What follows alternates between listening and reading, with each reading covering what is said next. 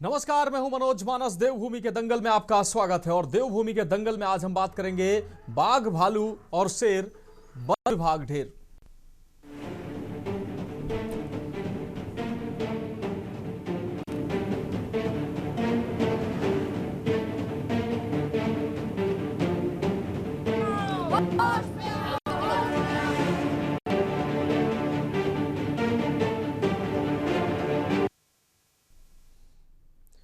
उत्तराखंड में लंबे समय से मानव वन्य जीव संघर्ष लगातार देखने को मिल रहा है।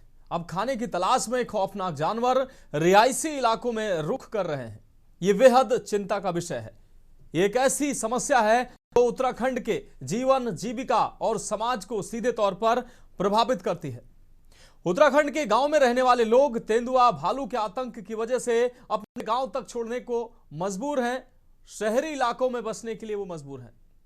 इससे तेंदुओं की उत्तराखंड के शहरों तक पहुंच बेहद आसान हो गई है और यह संघर्ष लगातार बढ़ता जा रहा है। राज्य और केंद्रीय संस्थाएं इसके समाधान के लिए अब तक अच्छा खासा धन भी खर्च कर चुकी हैं, लेकिन इसके बावजूद भी समस्या का कोई समाधान नहीं निकल पाया है। यह अपने आप में विकराल रूप में यह समस्या आगे और बढ़ती दिखाई दे रही है। जबकि उत्तराखंड में इन दिनों जंगली जानवरों का आतंक है। आए दिन भालू, गुलदार के हमले की खबरें आ रही हैं। खासकर पौड़ी, रुद्रप्रयाग और उत्तरकाशी जिले में जंगली जानवरों का आतंक जो है वो लगातार कहर बरपा रहा है। उत्तराखंड में जंगली जानवरों के आतंक का मुद्दा संसद में भी उठाया गया है। गढ़वाल सांसद अनिल बलूनी ने लोकसभा में जंगली जानवरों का मुद्दा उठाया। वहीं उत्तराखंड में पर्वतीय क्षेत्रों में वन्य जीव और मानव संघर्ष अब भयावह रूप लेता जा रहा है। आए दिन भालू के हमले लोगों की जान ले रहे हैं। वहीं वन विभाग भी इन हमलों को रोकने में नाकाम साबित हो रहा है। इसी से आक्रोशित होकर राजधानी देहरादून में वन मुख्यालय में प्रदेश कांग्रेस महिला मोर्चा ने घेराव किया है। वन मुख्यालय में धरने पर बैठने के साथ ही सरकार और विभाग की लापरवाही के खिलाफ जमकर विरोध भी दर्ज कराया है, विरोध प्रदर्शन भी किया है। आज चर्चा इसी विषय पर करेंगे, लेकिन उससे पहले यह रिपोर्ट देख लीजिए। उत्तराखंड में इन दिनों जंगली जानवरों का आतंक है। आए दिन भालू, गुलदार के हमले की खबरें आ रही हैं। गढ़वाल सांसद अनिल बलूनी ने भी लोकसभा में बताया कि पिछले 3 हफ्तों में 4 लोगों की मौत हो गई है। उन्होंने बताया कि पिछले कुछ हफ्तों में मानव वन्यजीव संघर्ष के मामलों में वृद्धि हुई है। पिछले 3 हफ्ते में मानव वन्यजीव संघर्ष की घटनाओं में 15 लोग घायल हुए हैं। भालू के हमले भी अचानक बढ़े हैं। आमतौर पर इन दिनों में भालू के हमले नहीं होते हैं। बच्चों को लोगों ने स्कूल भेजना बंद कर दिया है। अंधेरा होते ही पहाड़ों पर कर्फ्यू जैसे हालात हैं। गढ़वाल सांसद अनिल बलूनी ने उत्तराखंड वन विभाग के पीसीसीएफ से आग्रह किया है कि जंगली जानवरों के हमलों की स्थिति की नियमित समीक्षा कर प्रतिदिन की रिपोर्ट उपलब्ध कराई जाए। गढ़वाल सांसद अनिल बलूनी ने कहा कि जन सुरक्षा सर्वोपरि है। हालांकि प्रदेश में हो रहे मानव और वन्यजीव संघर्ष पर प्रदेश का वन विभाग अब तक घटनाओं को रोकने में नाकाम साबित हुआ है। यही वजह है कि इन घटनाओं को लेकर मौसम बदलाव और खाने की कमी का कारण बता रहा है।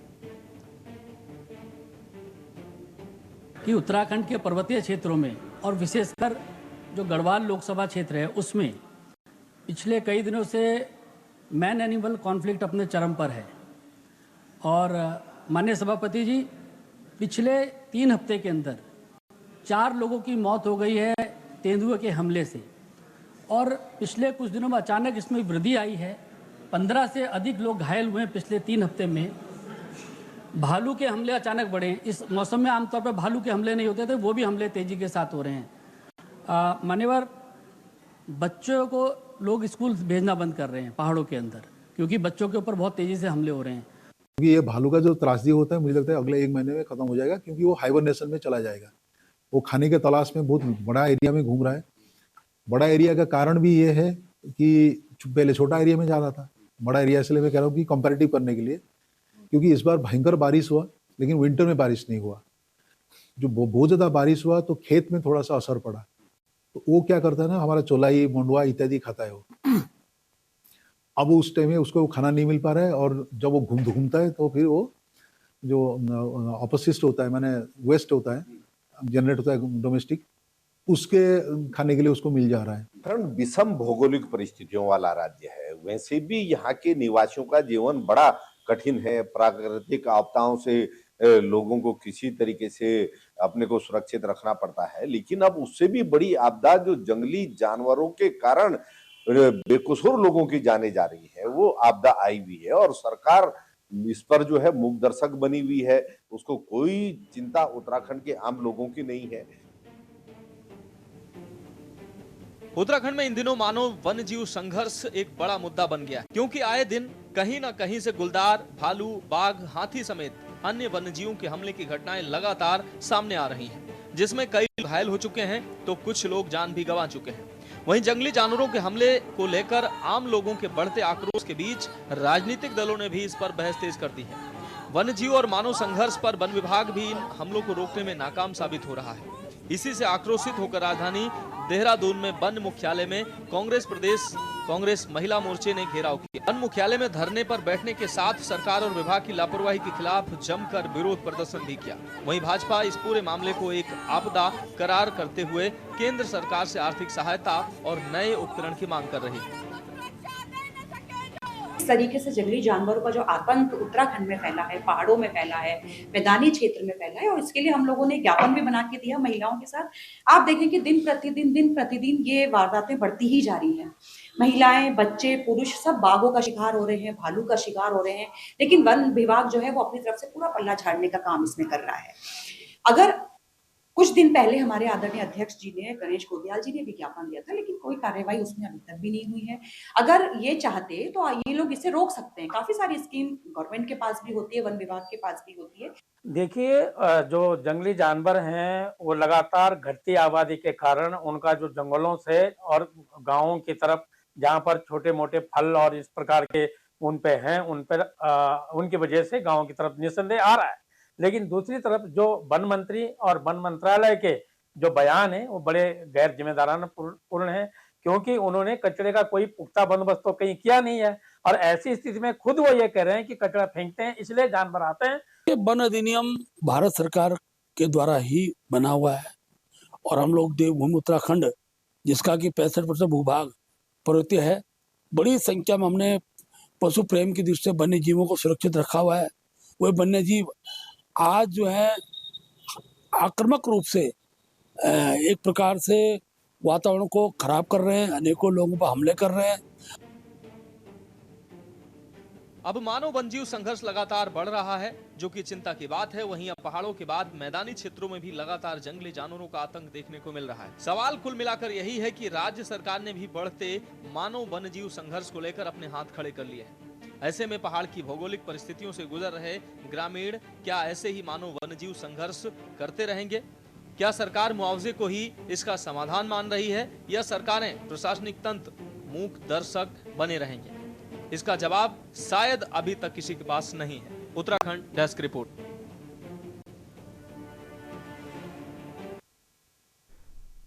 तो वन्य जीवों के खुले पांव दहशत गांव दहशत न सिर्फ गांव में बल्कि शहरी क्षेत्रों में भी देखने को मिल रही है और ये वन्य जीव मानव संघर्ष लगातार बना हुआ है और अब ये खतरनाक रूप लेता जा रहा है। कई लोगों की इसमें जान भी चली गई है, कई लोग घायल हो गए हैं।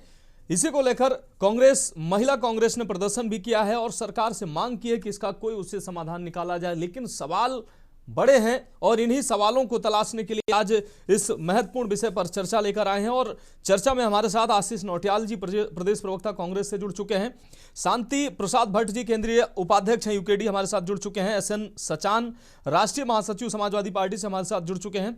अरुण शर्मा, वरिष्ठ पत्रकार, हमारे साथ जुड़ चुके हैं। साथ ही मथुरा दत्त जोशी, प्रदेश प्रवक्ता हैं भारतीय जनता पार्टी से, वो भी हमारे साथ जुड़ेंगे। आप सभी मेहमानों का चर्चा में बहुत स्वागत करते हुए आशीष नौटियाल जी का रुख कर लेते हैं। सबसे पहले आशीष नौटियाल जी, मानव वन्यजीव संघर्ष ये कोई नई बात नहीं है उत्तराखंड के लिए, और लेकिन अब ये खतरनाक रूप लेता जा रहा है। क्या लगता है, क्या महत्वपूर्ण वो कदम उठाए जाने की जरूरत है जो नहीं उठाए जा रहे हैं?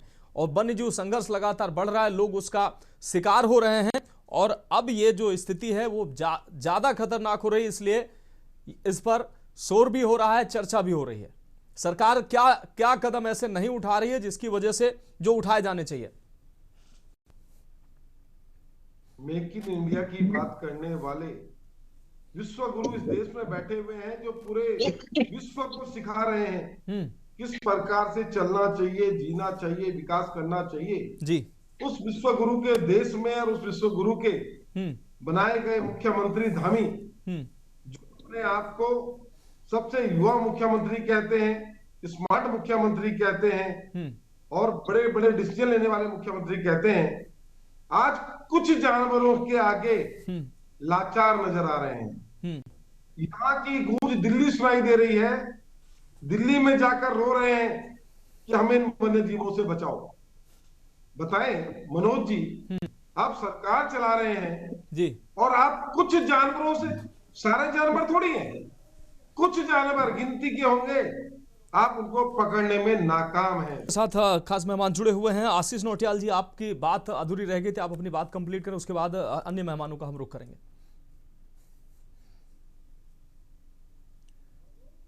आशीष जी, आशीष जी अपनी बात कंप्लीट करें जी। मैं आपको बता रहा था कि हम विश्व गुरु के देश में रहते हैं, जो विश्व गुरु देश को नहीं विदेश को भी सलाह देता है, जीने का तरीका सिखाता है जी। जो विश्व गुरु बात करता था कि हम लाल आंखें दिखा देंगे चाइना को, वो विश्व आशीष नौटियाल जी, हम विश्व गुरु की बात बाद में कर लेंगे। अभी जो बहुत बड़ी समस्या उत्तराखंड के लिए है, जिस पर आज हम चर्चा लेकर बैठे हैं, वन्यजीव मानव संघर्ष, इसकी असली वजह किसको मानते हैं और ये समस्या लगातार बनी हुई है, क्या कदम ठोस उठाए जा सकते हैं और सरकार क्या कदम ऐसे उठाए, आपकी नजर में क्या कदम उठाए जाने चाहिए जो नहीं उठाए जा रहे हैं, जिसकी वजह से संघर्ष बढ़ रहा है, और इसकी जड़ में क्या है?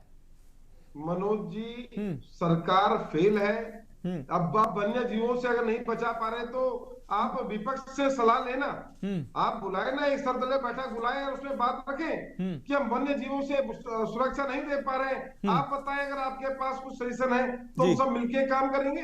अरे जरूरी है मनोज जी, अपने राज्य के नागरिकों को बचाना। किस प्रकार के डर के माहौल में हमारे गांववासी रहते हैं हम समझ सकते हैं। हमारे परिवार के लोग पहाड़ों में रहते हैं, हमें पता है उनकी पीड़ा। जो व्यक्ति रात को बाथरूम करने के लिए घर से बाहर न निकल पा रहा हो, दिन में नहीं निकल पा रहे हैं, स्कूल कॉलेज नहीं जा पा रहे हैं, लॉकडाउन लगा दिया है, समझे, तो ऑनलाइन पढ़ाई हो रही है। आप बताएं, कुछ जानवरों को पकड़ने में पूरी सरकार फेल हो गई, पूरा तंत्र फेल हो गया। इनको निश्चित मुझे लगता है कि ये कोई दिक्कत नहीं है, अगर आप नहीं व्यवस्था कर पा रहे हैं, आप इस सर्वदलीय बैठक बुलाएं, उसमें हमारे प्रदेश अध्यक्ष होंगे, अन्य लोग होंगे, उनसे सलाह लें और मिलकर के बचाते हैं ना। ठीक है, राज्य के लिए हम सब राज्य के लिए हैं। ठीक है आशीष जी आपकी बात आ गई। शांति प्रसाद जी, सिर्फ इन जानवरों को, इन खूंखार जानवरों को निश्चित रूप से पकड़ा जाना चाहिए, लेकिन इसके मूल वजह पे जाना चाहिए कि आखिर ये जो जानवर हैं, भालू हैं, तेंदुए हैं या ऐसे तमाम जानवर, आखिर ये रिहायशी क्षेत्रों में ये घुस क्यों रहे हैं? इनको जंगल में खाना उपलब्ध नहीं हो पा रहा है, इनका जंगल का क्षेत्र सिमटता जा रहा है, इन विषयों पर भी चिंता की जरूरत है। और ये जानवर इतने खूंखार और शहरी क्षेत्रों में, ग्रामीण क्षेत्रों में आखिर इनको आना क्यों पड़ रहा है? शांति भट्ट जी, कि 1980 में जो वन अधिनियम बना है बहुत बड़ा कारण है। हमें ये जानना चाहिए कि उत्तराखंड के अंदर रिजर्व फॉरेस्ट बहुत ज्यादा है, वन आच्छादित क्षेत्र हमारे यहाँ ज्यादा है जी, और जब से जंगली जानवरों पर आक्रमण के लिए जो प्रतिबंध लगा है उस कारण जनसंख्या बहुत बड़ी है जी, जंगल घटे हैं और वृद्ध जानवर जो कि अब जंगल में शिकार करने में सक्षम नहीं है वो शहरों की ओर आ रहे हैं। यही कारण है कि गांव खाली है, खेती से दूर किसान हो चुके हैं जंगली जानवरों के कारण, इसलिए आंगन के बाहर ही झाड़ियां बनी हैं, वहां छुपकर वो हमले करते हैं। सरकार को समाधान की बात करनी चाहिए। जो 1980 में वन अधिनियम कानून बना था उसमें परिवर्तन की सख्त जरूरत है। या तो सरकार जो जानवर बूढ़े हो चुके हैं उनके लिए पिंजरे की व्यवस्था करे पकड़कर, और यदि सरकार ऐसा नहीं करती है तो जो बूढ़े जानवर हैं उनका समाधान फिर एक ही है कि वन विभाग के अधिकारी ऐसे जानवरों को पकड़कर अन्य जगहों पर छोड़े जहां मानव ना हो। मगर दुर्भाग्य की बात है 1980 से लेकर 2025 के बीच में लगातार मानव के और जानवरों के बीच में जो है संघर्ष बढ़ा है। अब सीमा से बाहर इसकी बढ़ोतरी हो चुकी है। हालात इतने खराब हो चुके हैं कि लोग अब गांव को केवल जंगली जानवरों से बचने के लिए पलायन को मजबूर हैं। सरकार है रटे रटाए जवाब देती है, जी। धरातल पर कोई ठोस कदम सरकार उठा नहीं रही है। लोकसभा में अनिल बलूनी जी ने आवाज उठाई है, मगर आज तक ये नहीं बता पा रही है लोकसभा में कि सरकार समाधान के लिए क्या रास्ता निकाल रही है। यदि इसी तरीके से चलता रहा तो एक दिन जो बचे कुचे लोग पहाड़ों में हैं वो भी मजबूरन पलायन को मजबूर होंगे और पहाड़ खाली हो जाएंगे। हमारा ये कहना है या तो इन जानवरों का समाधान करें या फिर ग्रामीणों को वो अधिकार दें जिससे वो अपनी रक्षा कर सकें। दुख की बात है कि प्रतिदिन घटनाएं सर्दियों में बढ़ती हैं, क्योंकि सर्दियों में जंगल के अंदर जानवरों के लिए खाने की जो उनकी व्यवस्था है वो कम हो जाती है। इसीलिए भालू गांव में आकर जो है जानवरों पे हमले करते हैं और इसी जद में नागरिक भी आते हैं। आए दिन घटनाएं हो रही हैं, चमोली में आए दिन जो घटनाएं हो रही हैं वो उसके लिए एक उदाहरण है। कहने का मतलब है कितनी ही डिबेटें कर लीजिएगा, आप भी हर साल डिबेट करते हैं, मगर आज तक सरकार की तरफ से कोई ठोस कदम के लिए कोई नीति नहीं बनी है। इसीलिए रटे रटाई चीजें हैं। सरकार कहती है हम देखेंगे करेंगे, होता कुछ नहीं है। हम राजाजी नेशनल पार्क के लोग हैं, हम रिजर्व टाइगर क्षेत्र के लोग हैं। ये घटनाएं आए दिन बढ़ना ये बताती है कि उत्तराखंड में सरकार नाम की चीज नहीं है। केंद्र की जो सरकार है, जो डबल इंजन की सरकार है, वो उत्तराखंड की इन परिस्थितियों पर कोई ध्यान नहीं दे रही है। यही कारण है कि मानव और जानवरों के बीच में निरंतर टकराव बढ़ रहा है। सत्ताएं लाचार होकर केवल मुआवजा देने की बात करती हैं, वो भी 3-3, 4-4 साल तक मुआवजा देते नहीं है, जिस कारण उत्तराखंड की स्थिति बड़ी दयनीय है।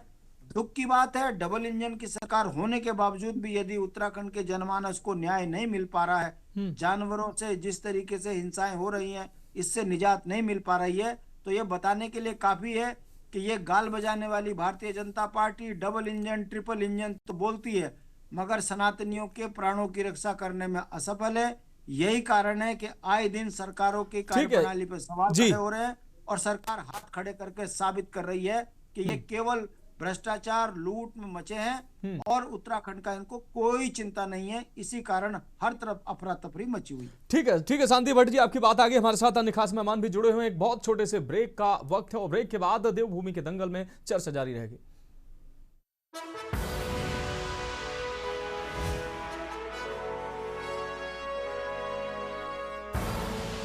आप देख रहे हैं के न्यूज, खबरों का सारथी।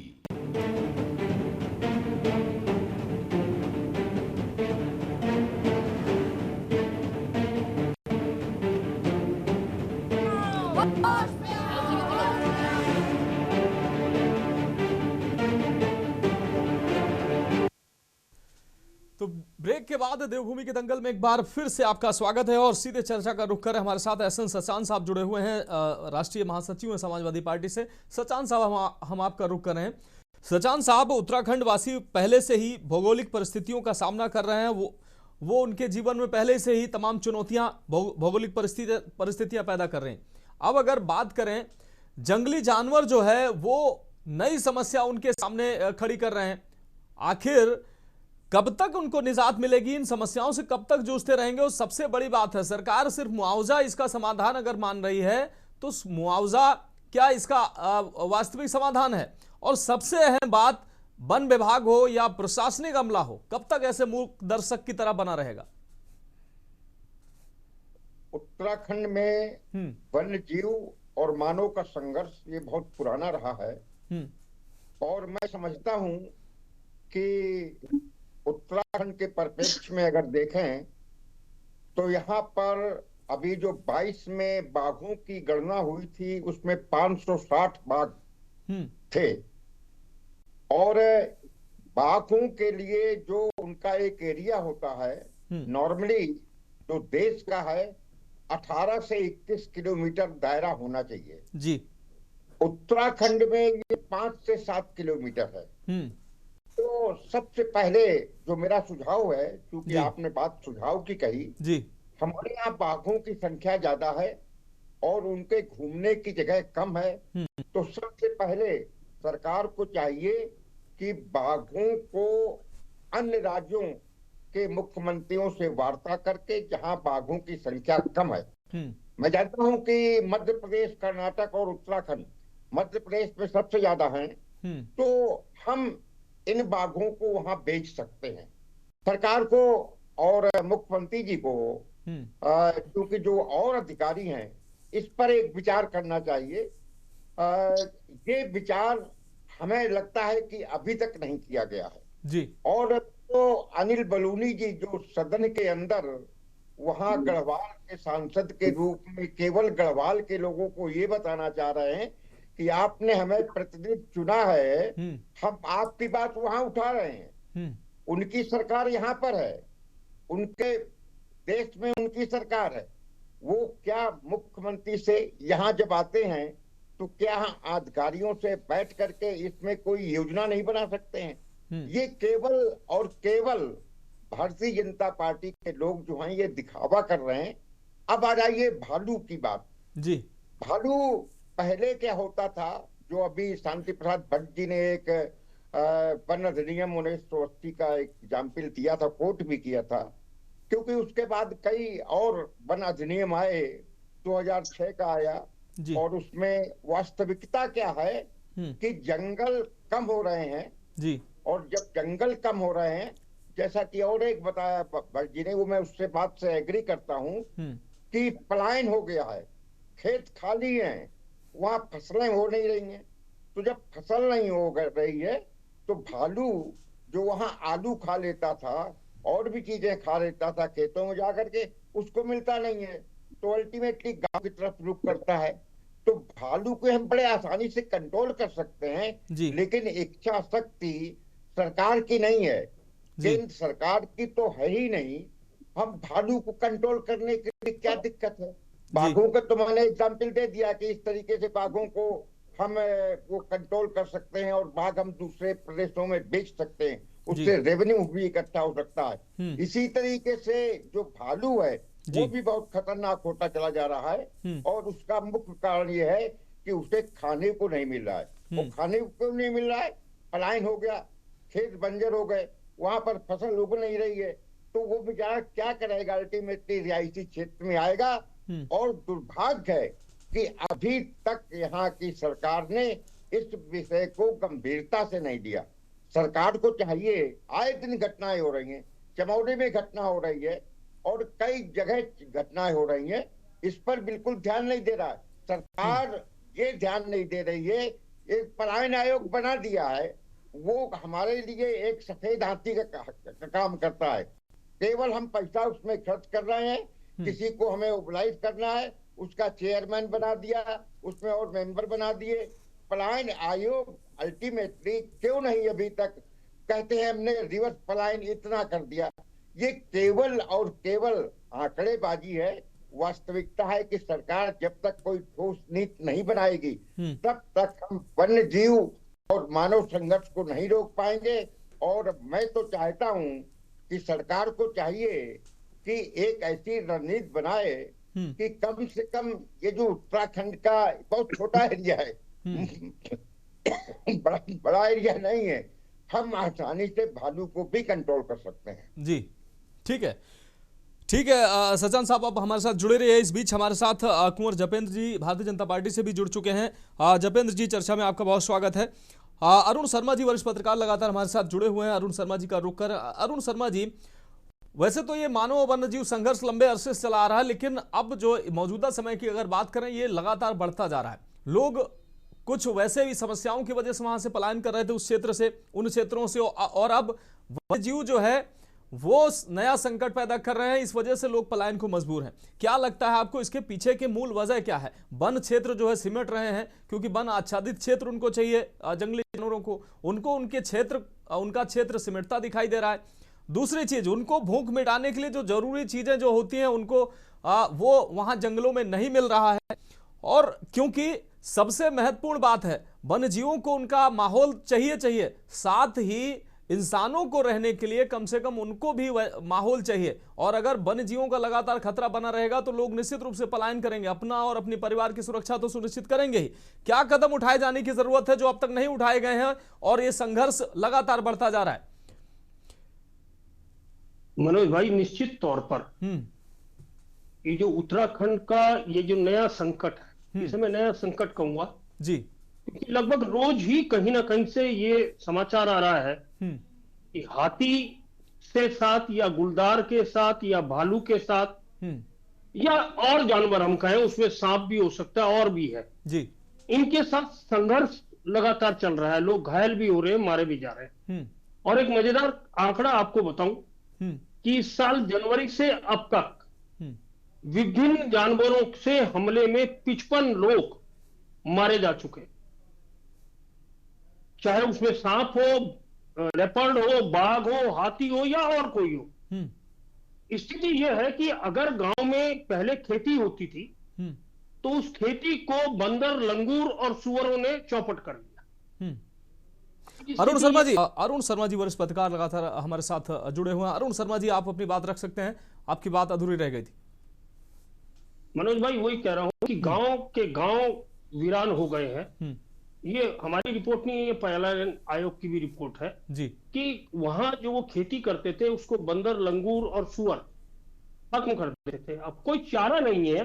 देखिए, हम पलायन पे बात करते हैं, पलायन हमेशा बेहतरी के लिए होता है जी, चाहे वो शिक्षा के लिए हो, स्वास्थ्य के लिए हो, नौकरी के लिए हो, तो बेहतरी के लिए होता है। कुछ विद इन स्टेट हुआ, कुछ बाहर हुआ, स्टेट से बाहर हुआ, तो कहीं ना कहीं इन चीजों का इंपैक्ट पड़ा। और एक बहुत खतरनाक स्थिति यह है कि जो भालू का शीतकालीन सोने का समय होता था, हाइबरनेशन का होता था जी, उसमें अगर भालू इतना आक्रामक हुआ है तो निश्चित तौर पर ये वन्य जीव विशेषज्ञों के लिए भी सोचने की बात। केवल ये कह देना काफी नहीं है कि उसकी नींद में खलल पड़ गया या वो उसको खुराक पूरी नहीं मिली, तो ये पूरा वास्तव में जांचना चाहिए गंभीरता से कि आखिर इतना स्वभाव में परिवर्तन क्यों आया कि भालू इतना आक्रामक हो गया कि रोज हम कहीं ना कहीं भालू का अटैक सुन रहे हैं। और खासकर एक चीज और मनोज भाई मैं बता दूंगा कि कभी भी आप इन जानवरों का अटैक देखेंगे तो ये बच्चों पे, बूढ़ों पे, महिलाओं पे होता है जी, जवानों पे नहीं होता। तो भी ये भाप लेते हैं कि कौन कमजोर है शारीरिक तौर पर, वो उस पर अटैक करते हैं। और ये स्थिति निश्चित तौर पर उत्तराखंड जैसे, हम एक तरफ तो कहते हैं कि जैव विविधता के मामले में हम बहुत धनी है, हमारे यहाँ जंगल भी है, नदियां भी है, पहाड़ भी है और जानवर भी है, लेकिन यही जैव विविधता अगर मनुष्य के जीवन के लिए खतरा बन जाए तो निश्चित तौर पर यह बहुत गंभीर विषय है, सोचनीय विषय है। और निश्चित चाहे अब बात चल रही थी कि अनिल बलूनी जी ने लोकसभा में मामला उठाया, केवल अनिल बलूनी ने नहीं उठाया, उसी दिन राज्यसभा में भी प्रदेश अध्यक्ष महेंद्र भट्ट ने यह मामला उठाया था और उसी तरह उठाया था उन्होंने। और ये केंद्र से और खासकर केंद्रीय जो वन और पर्यावरण मंत्री हैं भूपेंद्र यादव से, उनसे यह अनुरोध किया था कि वाइल्ड लाइफ की एक स्पेशलिस्ट टीम भेजे जो यह जांच कर सके, हमें मॉडर्नाइज्ड इक्विपमेंट दे जिससे हम अपने लोगों का बचाव कर सकें। ये उसका लबलबाव था। और अब आने वाले समय में केंद्र क्या कदम उठाता है इसका आपको भी इंतजार है और हमें भी इंतजार रहेगा। जी मनोज भाई। बिल्कुल, हाँ बिल्कुल। कुंवर जपेंद्र जी का रुख करेंगे। कुंवर जपेंद्र जी, उत्तराखंड की भौगोलिक स्थिति से उत्तराखंड की जो जनता है, खासकर ग्रामीण क्षेत्र की जो जनता है, पहले से ही उसको तमाम समस्याओं का सामना करना पड़ता है। अब वन्य जीव लगातार समस्या पैदा कर रहे हैं, लोगों की जान भी ले रहे हैं, लोगों को घायल कर रहे हैं, उनकी दिनचर्या प्रभावित हो रही है, कर्फ्यू जैसे हालात गलियों में, गाँव में बने हुए हैं। आखिर ये समस्या की जड़ में जाकर समस्या का निदान क्यों नहीं हो पा रहा है? वन विभाग अपना काम ठीक से नहीं कर रहा है। इसके पीछे की असली वजह क्या है? कांग्रेस, महिला मोर्चा ने प्रदर्शन किया है, आम जनता जो है इससे पीड़ित नजर आ रही है, लेकिन समस्या जस की तस बनी हुई है। संसद तक में ये मामला लगातार उठाया जा रहा है और समस्या में कहीं से अभी तक लोगों को राहत मिलती नजर नहीं आ रही। देखिए, उत्तराखंड में जो अचानक से वन्य जीवों का मानव संघर्ष बढ़ा है और उसमें जान माल की हानि हुई है, उससे सरकार भी चिंतित है, माननीय मुख्यमंत्री भी उसमें चिंतित हैं। और ऐसा नहीं है कि उसमें कार्रवाइयां नहीं हो रही है, कार्रवाइयां भी हो रही हैं। जहां उस पे आदेश की आवश्यकता है वहां आदेश भी दिए जा रहे हैं। और हमारा वन्य जीवी जो कानून है उसे भी कहीं ना कहीं हम लोग उसको भी यूज करते हुए मानव जीव संघर्ष में जान माल की रक्षा के लिए कड़े कदम उठा रहे हैं। तो हमारे लिए ये समझना जरूरी होगा कि देखिए 90 के दशक में हिमाचल में भी ये स्थितियां बहुत बद से बदतर बढ़ गई थी जी। भालू का जिस तरह से अटैक ये पिछले कुछ समय से उत्तराखंड में बढ़ा है ये बिल्कुल भी नहीं था। लेपर्ड का था, लेकिन लेपर्ड का भी अचानक बढ़ा है। तो ऐसी स्थितियों में हम उसी तर्ज पे जो आज से शायद एक स्टडी की आवश्यकता है, हमारे सभी पैनलिस्ट साथी बैठे हुए हैं, तो उसमें केंद्र से विशेष अनुमतियां मांगी गई थी और केंद्र की विशेष अनुमतियों के आधार पर वहां इस संघर्ष को कम करने की दृष्टि से काफी जानवर वहां पे हर तरह का बल प्रयोग भी किया गया, उन्हें पकड़ा भी गया, जहां आवश्यकता थी वहां उन्हें मारा भी गया। तो वहां वो इन चीजों को कंट्रोल किया गया। तो हम उसे स्टडी कर रहे थे, अभी कुछ दिन पहले हम बैठे हुए स्टडी कर रहे थे। तो निश्चित तौर पर सरकार ने संज्ञान लिया है और उसी तर्ज पर केंद्र सरकार की विशेष अनुमति के आधार पर बाकी चीजों को देखते हुए सरकार कुछ बड़े और कड़े कदम उत्तराखंड में उठाने जा रही है, ताकि हमारे सुदूर पर्वतीय जनपदों में जान माल की रक्षा की दृष्टि से हम अपने उत्तराखंड के उन सुदूर पर्वतीय जिलों को एक सुरक्षा की भावना दे सकें। तो सरकार को जो कड़े कदम उठाने हैं और उसमें जहां केंद्र से अनुमति लेनी है तो वहां माननीय मुख्यमंत्री जी संज्ञान ले चुके हैं और आने वाले समय में हम देखेंगे कि बहुत जल्द ही इन सब चीजों के ऊपर कड़े रुख अपनाए जाने हैं। और नहीं जपेंद्र जी, ठीक है, सरकार अपने स्तर पर काम कर रही है, लेकिन वास्तविक अगर समस्या है क्या, आर्थिक दिक्कत है, नए उपकरण की जरूरत है, संसाधनों की कमी है, या वन विभाग की इच्छा शक्ति की कमी है इसके पीछे? देखिए, वन विभाग की ना तो इच्छा शक्ति की कमी है और ना उपकरणों की कमी है। केवल और केवल कहीं कुछ कानून आड़े आ जाते हैं जो वन्य जीवों के संरक्षण के लिए बने हुए हैं, उनके लिए केंद्र से विशेष अनुमति के लिए अनुरोध किया जा रहा है। और बिल्कुल ये सरकार, हमने पहले ही कहा, शुरुआत में ही कहा कि इसमें सरकार चिंतित है, माननीय मुख्यमंत्री चिंतित हैं, राज्यसभा संसद में ये मामला चला गया, तो हम इसकी गंभीरता को समझ सकते हैं। और उसके लिए जो केंद्र से जिस सहयोग की और जिस अनुमति की आवश्यकता है उसके पूर्ण होते ही आपको यहाँ एक फास्ट ट्रैक एक्शन उत्तराखंड में नजर आएंगे। लेकिन जपेंद्र जी, एक और अहम सवाल आपसे पूछ लेते हैं, उसके बाद अन्य मेहमानों का रुख करें। जपेंद्र जी, इन जानवरों को, एक तो इनके बिहेव में बदलाव हो रहा है लगातार, उसके रिसर्च की अभी हमारे साथ अरुण शर्मा जी जुड़े हुए थे, उन्होंने बात कही। दूसरी तरफ इन जानवरों को आखिर वन क्षेत्र से निकलकर आबादी क्षेत्रों में, गांवों में, शहरों में पलायन क्यों करना पड़ रहा है, इधर क्यों आना पड़ रहा है? उनको वहां बेहतर माहौल नहीं मिल पा रहा है, भोजन की व्यवस्था उनको वहां नहीं हो पा रही है, जंगल क्षेत्र समिटता जा रहा है, उस पर ध्यान नहीं दिया जा रहा है। ये महत्वपूर्ण कारण भी है क्या?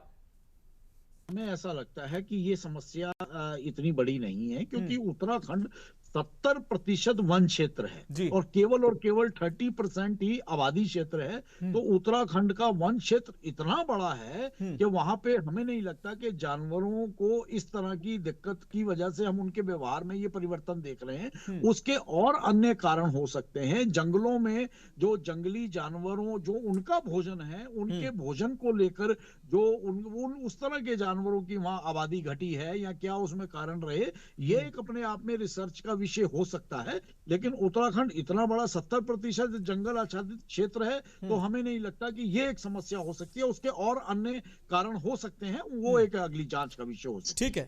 ठीक है। आशीष नौटियाल जी, एक बार फिर से हम आपका रुख कर रहे हैं। आशीष नौटियाल जी, जपेंद्र जी कह रहे हैं कि 70% क्षेत्र जो है वो वन आच्छादित है, यानी कि वन जीवों को किसी प्रकार की कोई समस्या नहीं है। फिर 30% जो क्षेत्र है जो लोगों के लिए, मानवों के लिए है, तो उनकी सुरक्षा और वो महत्वपूर्ण हो जाती है, क्योंकि उनको भी तो माहौल और सुरक्षित माहौल देना आवश्यक है। ये सरकार की जिम्मेदारी है।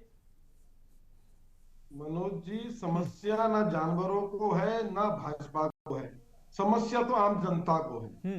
ये स्टडी कर रहे हैं, अभी भी कह रहे हैं स्टडी चल रही है। आप यहाँ कितनी जाने चले गई, इन्हें शर्म नहीं आ रही है, स्टडी में लगे पड़े हैं। अरे भाई, कैसी स्टडी? आपको पता नहीं है क्या? जंगली जानवर अगर आ रहे हैं तो आप में फॉरेस्ट डिपार्टमेंट है, विभाग है आपके पास, उस विभाग में क्या आपके पास कर्मचारी नहीं है? आप 2-4 जानवरों को भी वश में नहीं कर पा रहे, तो आप कर क्या रहे? आप ना तो जानवरों से सुरक्षा दे रहे हैं, ना चोरों से सुरक्षा दे रहे हैं। आप कर क्या रहे हैं? आप सरकार क्या चला रहे हैं बताएं? हर बात के लिए क्या केंद्र के आगे नाक रगड़ने की जरूरत है? सरकार के पास अपने कोई संसाधन नहीं है, किस लिए बैठी है सरकार? लेकिन शर्म आनी चाहिए लोगों को इस प्रकार की बातें करते हुए कि हमारे पास जो है सब कुछ है और सब प्रधानमंत्री मुख्यमंत्री सब कुछ कर भी रहे। मतलब इनकी बातों में कभी भी आप सुनेंगे तो कहेंगे बिल्कुल खुद लगे पड़े। जब खुद लगे पड़े अगर उसके बाद भी आपसे नहीं हो पा रहा है तो क्यों परेशान हो भाई? विपक्ष से बात करो ना, हम आपके साथ हैं। जनता को बचाने के लिए पूरा विपक्ष एक साथ है। आप सलाह लो ना, पूछो सही, आप पूछो किस प्रकार से रक्षा करनी है। निश्चित कांग्रेस पार्टी आपका साथ देगी। हमारा एक एक नेता जो है बहुत बड़ा रुतबा रखता है, उसे पता है किस प्रकार से काम करना है। आज से पहले भी जंगल थे, तब तो ऐसा नहीं हुआ। आज इस प्रकार से आप देखिए, बंदर अलग परेशान कर रहे हैं, सुअर आ जा रहे हैं, हाथी देखो जगह जगह पर हाथी। ठीक है, जवाब ले लेते हैं, आशीष जी जवाब ले लेते हैं। जपेंद्र जी जवाब दे दीजिए। जपेंद्र जी, हमारे साथी मात्र और मात्र राजनीतिकरण करने के लिए माहिर माने जाते हैं। खुद ही जवाब दे रहे हैं कि जंगल आज से पहले भी थे, जानवर आज से पहले भी थे, मानव आज से पहले भी थे। तो भाई जो ये समस्या अचानक आई है, उस समस्या के निराकरण के लिए सरकार काम कर रही है और आगे उसमें कड़े कदम उठाने के लिए तैयार है। तो आपको अगर कोई आपके पास अच्छे सुझाव हैं तो आप अच्छे सुझावों के साथ आगे आइए। आपके अच्छे सुझावों का स्वागत किया जाएगा विपक्ष के तौर पर। उसमें राजनीति करने की क्या आवश्यकता है? अब अगर राजनीतिकरण करना है आपने तो आप राजनीतिक करिए और सरकार को अपना काम करने दीजिए। सरकार अपना काम करेगी और उनका उस आधार पर निर्णय लिए जाएंगे। ठीक है, राजनीति करने के लिए आप ही बैठे हो क्या दुनिया में? ठीक है, ठीक है आशीष जी, आशीष जी ठीक है, आपकी बात आ गई, आपकी बात आ गई। अरुण शर्मा जी, एक बार फिर से हम आपका रुख करेंगे। अरुण शर्मा जी, क्या लगता है जपेंद्र जी ने जो कहा कि विशेष जो है कुछ कानूनी जो है अब प्रक्रिया है, इसमें कहीं ना कहीं आड़े आती है, केंद्र से स्पेशल आदेश की जरूरत होती है, लेकिन मिलाकर जंगली जानवरों के लिए एक सुरक्षित माहौल उनको तो चाहिए, लेकिन जो लोग हैं वैसे भी पलायन कर रहे हैं, तमाम समस्याएं उनके साथ हैं, उनको भी गंभीरता से उनके इस विषय पर संज्ञान लेना चाहिए। और ये महत्वपूर्ण विषय है, गंभीर विषय है, इस पर हीला हवाली राजनीति करने की कोई जरूरत नहीं है, क्योंकि लोगों की जान जा रही है, लोगों की दिनचर्या प्रभावित हो रही है, लोग कर्फ्यू जैसे हालात में जीने को मजबूर हैं। मनोज भाई, आपने बहुत सही चीजें उठाई है। अब आप एक चीज देख लीजिए, हम लोग रोज कहीं ना कहीं खबरें देखते हैं कि हाथी जो है वो आबादी क्षेत्र में घूम रहा है। बिल्कुल, क्योंकि जो हाथी कॉरिडोर थे उनमें बस्तियां बस गई है और यह कहा जाता है कि हाथी कभी भी अपना पुराना ट्रैक नहीं छोड़ता, भूलता नहीं है। तो इसीलिए वो मानव बस्तियों में घूमता हुआ दिखता है। हालांकि बहुत कम ऐसे वाकये हुए हैं जब हाथी से कोई नुकसान हुआ है। ज्यादा इतना हो जाता है कि वो किसी राशन की दुकान का शटर तोड़ के वहां आटा, गेहूं, चावल वगैरह खा लेगा, लेकिन मानव को उससे अक्सर नुकसान नहीं होता। लेकिन ये जो भालू और गुलदार के और बाघ के हमले बढ़े हैं, तो आप ये देख लीजिए, ये छुपकर वार करते हैं। हाथी विशाल का है, वो दिख जाता है, लेकिन ये छोटे जानवर हैं, ये छुपकर वार करते हैं। और कई बार ये स्थिति आती है कि वहां संभलने का मौका नहीं मिलता। कितने वाकये हमने देखे कि गौशाला में बाघ घुस गया, भारत के लोगों ने कुंडा लगा दिया, उसके बाद फॉरेस्ट की टीम आई, टैंकलाइज किया, उसके बाद उसे पिंजरे में डाल के ले गए। तो ये तमाम जगह स्थितियां, ये हो सकता है कि जगह के हिसाब से स्थिति अलग अलग हो, लेकिन हमले तो मानवों पर हो रहे हैं। पहला काम मानवों को बचाने का है, दूसरी काम जानवरों को उनके जंगल में खदेड़ने का है। जी, दोनों चीजें साथ साथ करनी पड़ेंगी और इसके लिए निश्चित तौर पर फॉरेस्ट डिपार्टमेंट का रोल बहुत बड़ा है। और उनको मुझे लगता है कि एक जाना चाहिए कि वही फॉरेस्ट की टीम आग बुझाने में भी लगती है, वही मानवों को बचाने में भी लगती है। तो कहीं सब जगह जहां आप देख रहे हैं ज्यादा मानव हानि हो रही है, वहां बाकायदा उस गुलदार को बिल्कुल अरुण शर्मा जी, माफी के साथ धन्यवाद करना चाहेंगे आपका। बहुत शुक्रिया हमारे साथ अपना कीमती समय देने के लिए, हमारे साथ जुड़ने के लिए। जपेंद्र जी आपका भी बहुत शुक्रिया, सचान साहब आपका भी बहुत शुक्रिया, आशीष जी आपका भी बहुत शुक्रिया और शांति भट्ट जी आपका भी बहुत शुक्रिया इस महत्वपूर्ण चर्चा में जुड़ने के लिए। तो वन्य जीवों के हमले लगातार बढ़ रहे हैं, वन विभाग को इस संवेदनशील विषय पर गंभीर होने की जरूरत है, सरकार को भी गंभीर होने की जरूरत है, क्योंकि लोगों की जान जा रही है, लोग कर्फ्यू के हालात में जीने को मजबूर हैं। और